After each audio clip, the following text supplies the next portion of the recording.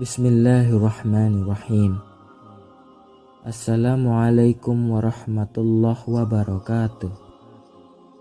Alhamdulillahilladzi an'amana bi ni'matil iman wal islam. Nahmaduhu wa nasta'inu wa nastaghfiruhu wa na'udzu billahi min syururi anfusina wa min sayyiati a'malina. Min yahdillah fala mudhillalah wa min yudhilhu fala hadiyalah.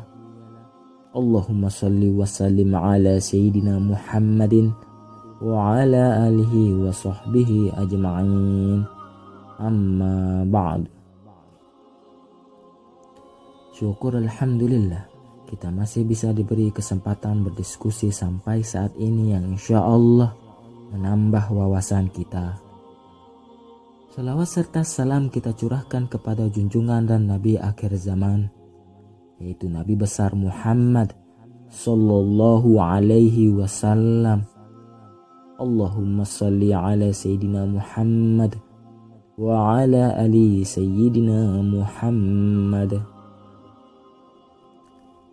Saya berdoa dan berharap agar kita semua selalu diberikan pengampunan dan dimurahkan rezekinya, kemudian tetap diberikan kesempatan menikmati nikmat iman oleh Allah Subhanahu wa ta'ala.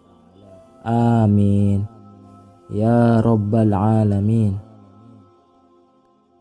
Sahabat syiar Islam yang dirahmati Allah, sebagai manusia terkadang kita gemar sekali menilai orang bukan dari apa yang telah mereka pahami betul-betul, namun hanya dari sekejap mata saja dan melihat dari luar sampulnya. Sehingga yang terjadi adalah seakan menjudge orang tersebut benar-benar bersalah.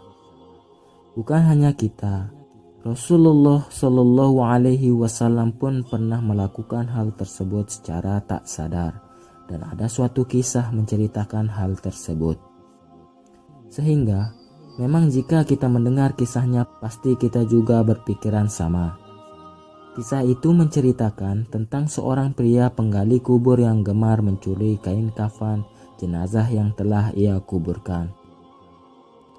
Entah apa yang dipikirkannya, pria tersebut gemar mencuri kain kafan milik jenazah yang telah ia kuburkan. Hingga pada suatu ketika, jenazah seorang gadis membuat nafsunya membuncah dan menjadi dirinya tak terkendali. Kisah ini tertulis dalam kitab Mukasyafah Al-Qulub. Seperti apa kisahnya? Berikut adalah kisah seorang pria penggali kubur yang gemar mencuri kain kafan tersebut. Di suatu hari, Sayyidina Umar Al-Khattab menghadap Rasulullah Shallallahu Alaihi Wasallam sambil menangis. Jadi, bertanyalah Rasulullah, "Wahai Umar, apakah yang membuat engkau hingga menangis seperti ini?"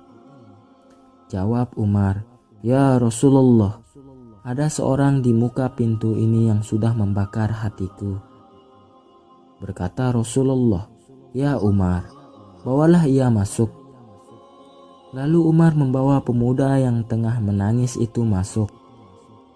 Bertanyalah Rasulullah kepada pemuda tersebut, "Apakah yang sudah engkau kerjakan hingga engkau menangis?" Pemuda itu menjawab, "Wahai Rasulullah, saya telah lakukan dosa yang besar. Saya sangat takut pada Allah Subhanahu wa ta'ala yang sangat murka kepadaku." "Apakah kamu mempersekutukan Allah?" "Tidak ya Rasulullah." "Apakah kamu membunuh jiwa yang kamu tiada hak membunuhnya?" "Tidak ya Rasulullah." "Allah akan mengampunkan dosa kamu meskipun sebesar 7 petala langit dan bumi dan bukit-bukit." "Wahai Rasulullah, saya sudah lakukan dosa yang lebih besar dari langit, bumi dan bukit-bukitnya." "Apakah dosamu itu semakin besar dari Al-Kursi?" "Dosaku lebih besar." "Apakah dosamu semakin besar dari Arash?"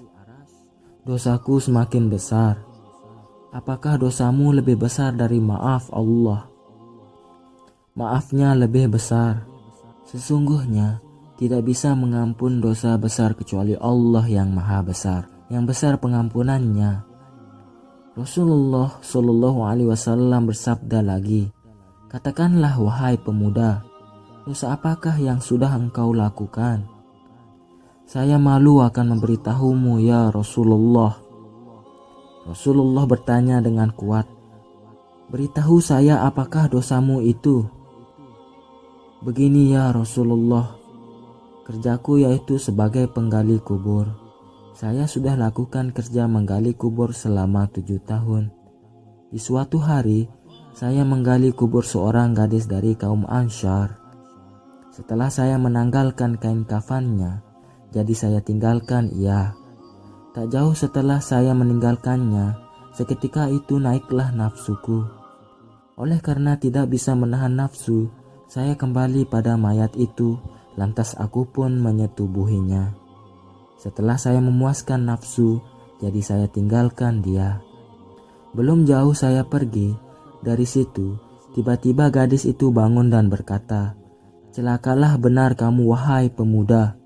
Bukankah kamu berasa malu pada Tuhan yang bakal membalas pada hari pembalasan kelak? Apabila tiba masanya setiap orang yang zalim akan dituntut oleh yang teraniaya. Kau biarkan saya telanjang serta kau hadapkan saya pada Allah Subhanahu wa Ta'ala dalam kondisi junub. Usai Rasulullah mendengar info dari pemuda itu, dengan segera Rasulullah bangun sembari bersabda, hai orang yang fasik, memang layak kamu masuk neraka, dan keluarlah kamu dari sini. Sepanjang 40 hari pemuda itu memohon ampun pada Allah dan saat malam ke-44, ia melihat ke langit sambil berdoa, ya Allah, Tuhan pada Rasulullah dan Nabi Adam, bila engkau sudah mengampunkanku, maka beritahulah Rasulullah Shallallahu Alaihi Wasallam dan para sahabatnya.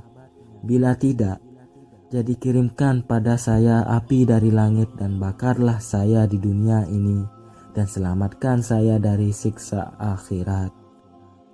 Tak berapa lama selepas momen itu, turunlah malaikat Jibril alaihissalam menjumpai Rasulullah. Setelah itu malaikat Jibril berikan salam dan berkata, wahai Muhammad, Tuhanmu berikan salam padamu. Jawab Rasulullah Shallallahu Alaihi Wasallam, dialah assalam, dan daripadanya salam dan kepadanya semua keselamatan. Allah bertanya, apakah kamu yang jadikan makhluk? Dialah Allah yang jadikan segala makhluk. Adakah kamu yang memberi rezeki pada makhluk? Dialah Allah yang memberi rezeki pada saya dan makhluk-makhluk yang lain. Apakah kamu berikan taubat pada mereka? Dialah Allah yang terima taubat dariku dan mereka. Allah berfirman, maafkanlah hambaku, itu karena saya sudah memaafkannya. Jadi, segera baginda memanggil pemuda itu dan menjelaskan padanya bahwa Allah sudah terima taubatnya dan memaafkannya. Nabi Shallallahu Alaihi Wasallam pernah mengalami hal seperti itu dan langsung ditegur oleh Allah Subhanahu wa Ta'ala. Apalagi ketika kita yang mencela dan mengolok-olok mereka yang notabene suka berperilaku kasar, gemar mengerjakan dosa dan juga tak pernah beribadah.